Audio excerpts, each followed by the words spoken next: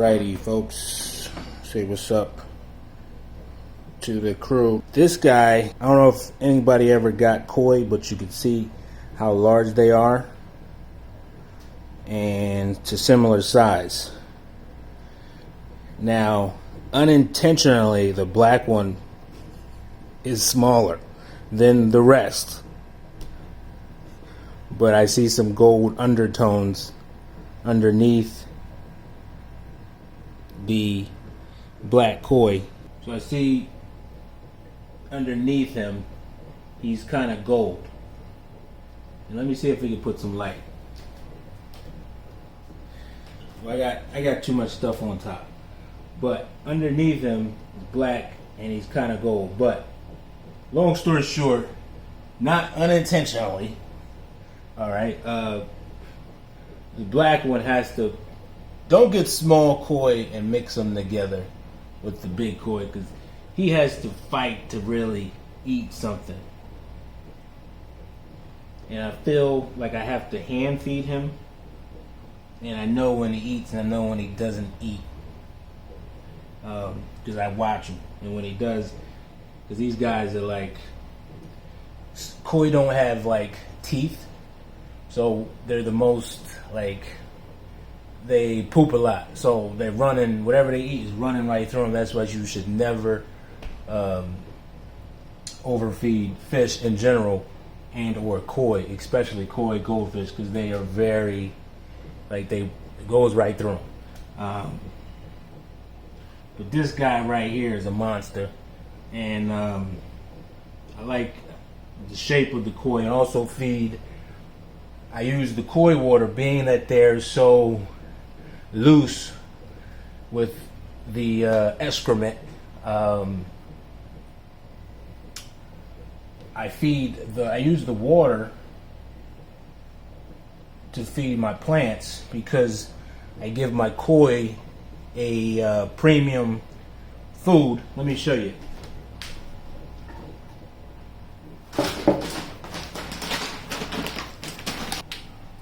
So what I have in the what I feed my koi, it's real premium stuff. Koi is big in Japan. I love the Japanese architecture. I'm big on that, and I'm big on fish, so everything's kind of going together with the fish and the plants. So basically what they're eating and letting out everything, that the vitamins and everything is, I'm sure, is being absorbed by the koi, but there's probably some runoffs. So when I feed my plants, and I'm also feeding my fish a healthy diet, it all goes into the circle of self. Like, basically helps out the plants. When I water the plants, I'm watering from the top, so it all goes back in the soil. So it's a constant run through, because when you do water your plants, if you water them with regular tap water that doesn't have any nutrients in it, it could run through. And that's why every so often you should definitely feed your plants. If you want them to get bigger, feed your plants. There's nothing wrong with feeding your plants. Most people don't think about it. I've been leaving out a lot of good moments, plant moments, away from you. So we're going to do an unboxing. Keep watching.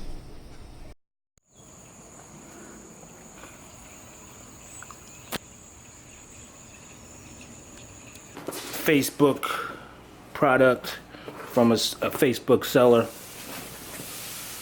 Open boxing. True Day Priority from California.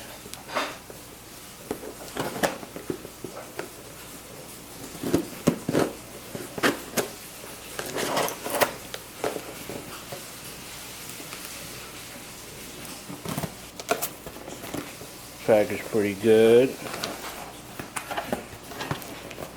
Got some California advertisement from Cali. Haven't been to California yet, but I do plan on going. Dump these out, Packaged very nicely. And look at that.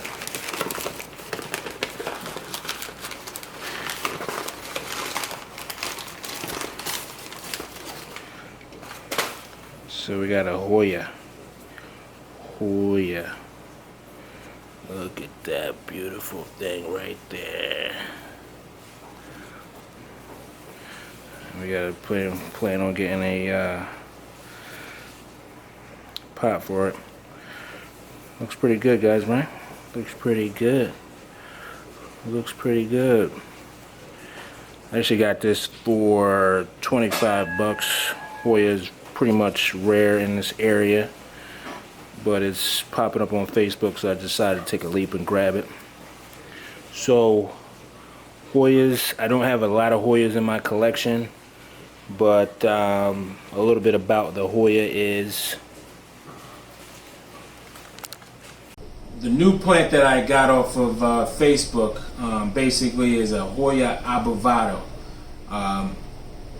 The shape is something to be, you know, you have to like kind of look at it twice, and it just brings you to it, because you're like, what is going on? Why does it look like that? And it's so cool. So I'm not a big Hoya fan. I don't have a lot of Hoyas. I don't have a lot of certain things, but I have begonias, philodendrons, cactuses, succulents.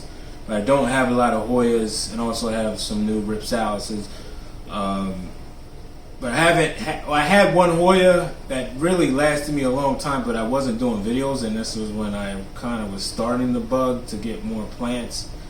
But I wound up moving it to another location because it just wasn't. You know, I think it was overgrown the space, and then it just went downhill after that. Unfortunately, I do fall out of love with some plants, and that was one of them. But I decided on grabbing this Hoya off of the Facebook yard sales, the Facebook group site, and everything went great. So what I found out most about the Hoya is that it likes to be on the wet side, but you gotta let it dry out. But I'm going to see what Google has to say about the Hoya abovada. Hey Google, how do you take care of a Hoya abovada? On the website pastilsnursery.com, they say, Hoyas don't mind being a bit root bound. Keep in the same pot for years, but remember to fertilize throughout spring and summer. All Hoyas need to be potted in planters with drainage. These plants are very sensitive to too much water, so be sure to use a well-draining soil with plenty of pumice and or perlite. Alright, so guess they're on the medium of like cactus mix because they need fast draining soil, or medium draining soil, but they need to kind of be wet for a little bit, so you gotta have that. But the Hoya abovada does give me that type of poolness, because sometimes, like you said, you gotta be drawn to certain plants. You can't just get them all. But the Hoya seems to be a popular plant, so I have one now in my collection. And thank you, Facebook houseplant member, for sending this from California over here. Everybody, thanks for watching. Don't forget to hit that like and subscribe button, and don't forget to check out my Instagram page at Gerard's_horticulture_.